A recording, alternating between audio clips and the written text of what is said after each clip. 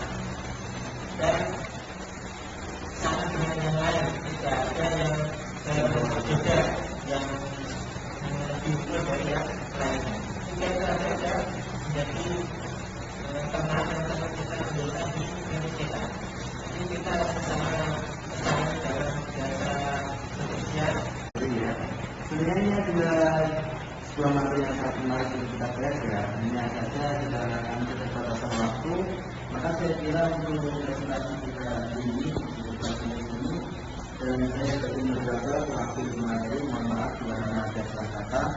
Assalamualaikum warahmatullahi wabarakatuh.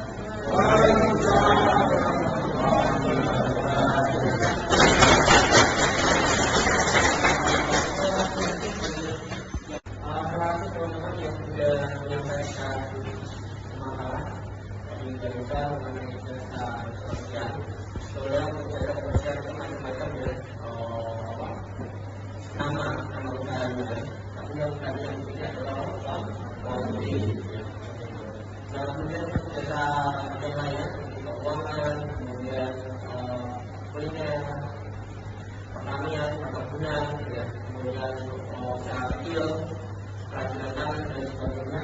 Nah itu semuanya adalah jenis usaha yang masuk ke ruang untuk ada mata kuliah usaha. Nah ini untuk mata kuliah usaha saya akan menggabungkan jadi satu ya dalam bentuk pemaparan berupa PPT mengenai itu usaha. Tapi sebelumnya saya paparkan dulu untuk wilayah di depan saya. Apakah sudah semua ya sudah mengenal karena dari awal sampai kemudian pertemuan ini. Nah kita mulai dari bisnis dulu. Menentukan ide usaha di sini macam-macam mas. Nah, mulai dari transportasi, rekreasi, perawatan. Nah, ini kan perawatan ada ya. Bisnis perawatan tahu ya? Itu kecantikan, spa, gitu kan? Kliniknya nanti macam-macam di daerah kabupaten tapi banyak ya. Klinik kerja murah. Nah, dokter muda pun ada gitu ya. Dokter muda itu ada di situ. Sama perawat-perawatnya. Kemudian pendidikan dan komunikasi, makanan dan minuman. Tadi sudah saya bahas sebelumnya mengenai bangku kuliner, makanan dan minuman. Barang dan jasa. Barang dan jasa itu contohnya apa? Seperti jasa tadi adalah laundry. Kemudian jasa apa lagi? Logistik. Tahu ya? Logistik itu jasa apa ya?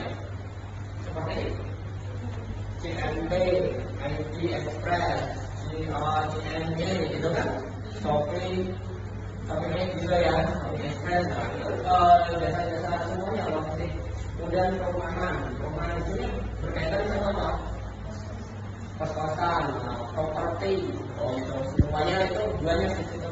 Kemudian yang berikutnya adalah busana ini tahu ya? Kata busana di sini kita konsepnya nanti bila kalian merambah punya keahlian dan berjahit, bisa dicalonkan setelah nantinya kalian lulus kuliah. Ya. Nah, membangun usaha itu ya tentang bagaimana, apa, gimana dan cara mulai. Jadi 5B1H, mas sudah. Ya lebih lengkapnya 5B1H di sini. Jadi ini nanti kalian pertimbangkan dari kondisi kalian masing-masing. Berikutnya, ayo. Nah, oke. Yang pertama, ya, sebelum memulai ini ada beberapa poin ya di bisnis. Bisa dari hobi dulu, mengamati, ya, hobi dulu, mengamati ini nanti apa kalian di lapangan. Yang berikutnya adalah membantu orang. Di sini membantu dulu, baru dapat ilmu. Kemudian ide lama. Jadi orang lain kolaborasi diterbitkan sampai ke konsumsi masyarakat. Nah di sini konsumsi masyarakat di sini apa? Selera atau kebutuhan yang diinginkan oleh masyarakat. Lanjutkan. Oke.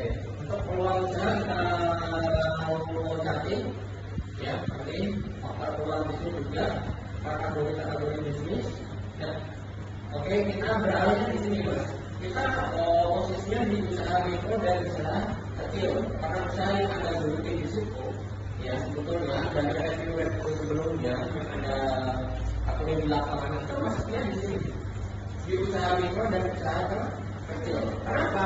Nah ini adalah usaha mikro itu usaha tanpa karyawan usaha hanya sendiri. Nah, Kemudian untuk karyawannya katakanlah minimal sampai 10 orang. Nah, di sini untuk usaha kecil dan mikro. Jadi harus bisa dibedakan ya antara kecil sama mikro. Jadi mikro dulu baru ke kecil. Di sini untuk kategori.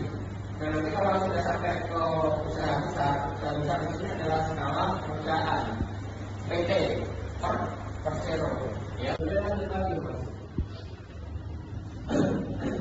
Sebelumnya, nah untuk dari bisnis tadi ya, berkaitan sama modal. Nah, berkaitan sama modal itu ada yang berasal dari tabungan pribadi atau keluarga, benar nggak? Ya kan? Misalkan kita didanai oleh orang tua, apakah orang tua kita itu berasal dari dananya berupa dari apa ya, pegawai dia bekerja atau dari hasil perkebunan, tapi didanai oleh orang tua dari keluarga atau tabungan kita pribadi, atau kita melakukan pendanaan utang. Oh gitu. Ini rumus paling akhir pendanaan utang. Sudah, itu aja ya. Cukup itu dulu dari video saya. Yang penting nanti kalian sudah mengenal apa yang namanya karakter bisnis tersebut.